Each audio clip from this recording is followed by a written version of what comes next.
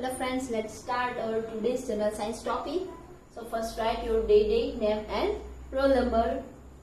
So let's start activity 5 and you must all have to remember spelling and their meanings. Okay friends? Provriti 5 to test whether sunlight is needed for photosynthesis.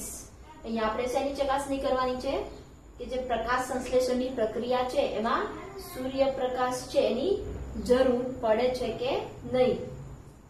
Materials needed એના માટે કઈ સાધન સામગ્રી જોઈ છે તો કે potted plant એટલે છોડ વાવેલો હોય એવું કુંડું, પછી બ્લેક પેપર એટલે કાળો કાગળ, પછી સ્પિરિટ વોટર એટલે પાણી, આયોડીન કન્ટેનર એટલે કોઈ એક પાત્ર, બીકર એન્ડ પ્લેટ પછી એક બીકર અને પ્લેટ થાળી લેવાની છે. Now let's see the process. First, select a young healthy green potted plant. તમારે એક નાનો અને તંદુરસ્ત લીલો છોડ હોય ઉગાડેલો કુંડામાં એ લેવાનો છે. Second, keep it indoors away from sunlight for 22 hours. હવે એને ઘરની અંદર જ રાખવાનો છે સૂર્યપ્રકાશથી દૂર. કેટલા ટાઈમ માટે તો કે 24 કલાક માટે. Now third, select a leaf. કોઈ એક પાંદડું છે એને લો. Cover only its central portion with a black pepper strip. હવે પાંદડાનો જે વચ્ચેનો ભાગ છે એને જ ફક્ત આપણે જે બ્લેક પેપર કાળું કાગળ લીધું એની પટ્ટીથી ઢાંકવાનો છે. Now keep the plant in the sunlight for 4-5 hours.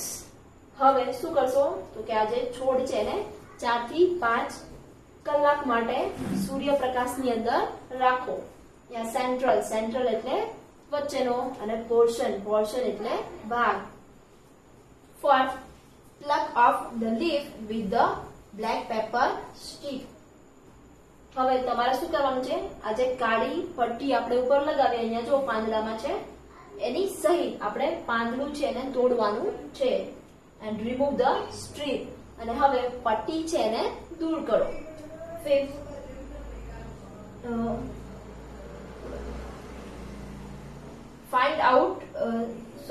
carry out step 2, 3 and 4 as in activity 4 on this leaf.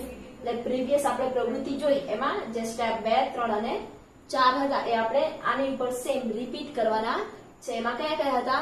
એક તો પાંદડું છે લીધું, પછી એને શું કરવાનું? એક તો ગરમ પાણીમાં ઉકાળો, પછી શેમાં ઉકાળશો તો કે સ્પિરિટની અંદર ઉકાળો, પછી શું કરવાનું? પાંદડાની ઉપર ઠંડુ પાણી રેડીને એને જે પ્લેટ છે એની અંદર રાખવાની છે.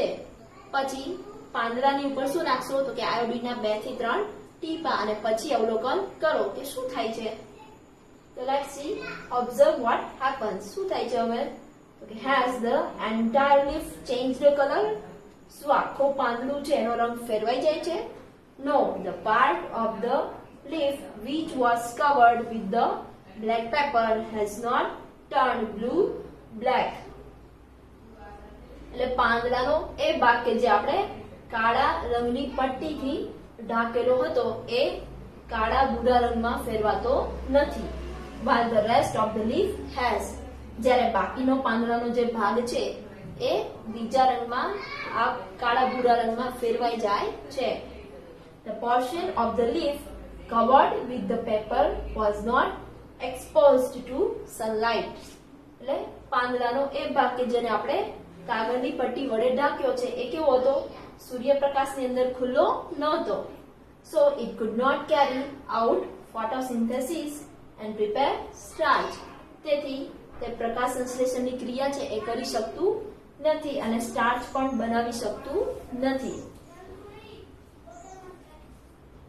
due to the absence of starch, જે સ્ટાર્ચની ગેરહાજરી છે એના કારણે this part of the leaf did not turn blue black.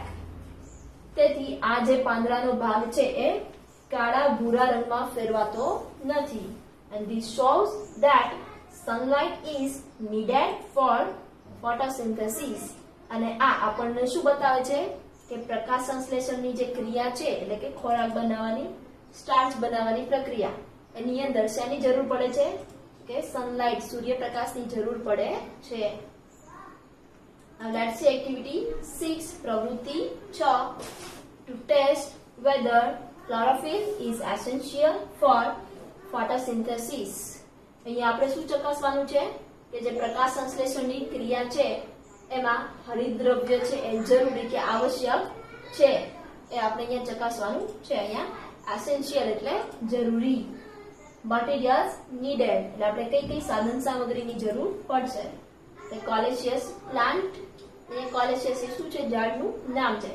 A plant with green and non-green areas on leaves એટલે આનો પાંદડા છે એ કેવા હોય, અમુક ભાગ છે લીલા રંગનો હોય તો અમુક ભાગ છે લીલા રંગનો હોતો નથી, લાલ કે પીળા પડતા રંગનો હોય છે.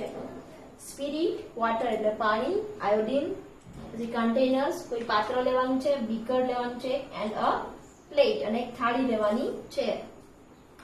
First step, keep the colaceous plant in sunlight. જે કોલેસિયસ નો છોડ છે એને ક્યાં મૂકશો, સૂર્યપ્રકાશમાં મૂકો. Now select a leaf which is partially green.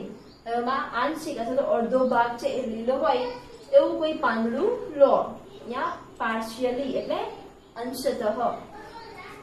Second, carry out step 2, 3 and 4 as in activity 4 on this colaceous leaf.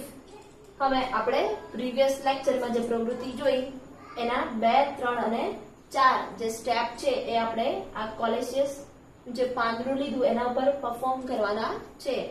એમાં કયા કયા હતા સ્ટેપ, તો પાંદડું છે ને પેલા કેમાં ઉકાળશો, પાણીની અંદર, પછી જે સ્પિરિટ છે એની અંદર ઉકાળવાનું, પછી પાંદડા પર શું કરશો, ઠંડુ પાણી રેડવાનું, અને પછી પાંદડાની પર આયોડીનના થોડા ટીપા રેડો.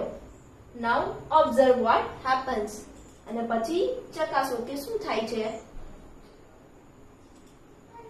વોટ યુ ફાઇન્ડ, તમને શું જોવા મળે છે, તો only the green part of the leaf has turned blue black.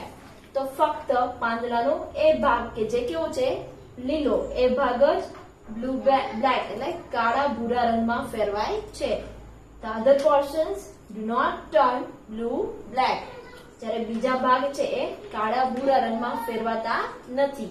So this shows that presence of starch only in the green colored. એટલે જે ફક્ત પાંદડાનો લીલો રંગ છે એની અંદર જ આપણને શેની હાજરી બતાવે છે, સ્ટાર્ચની હાજરી છે એ બતાવે છે.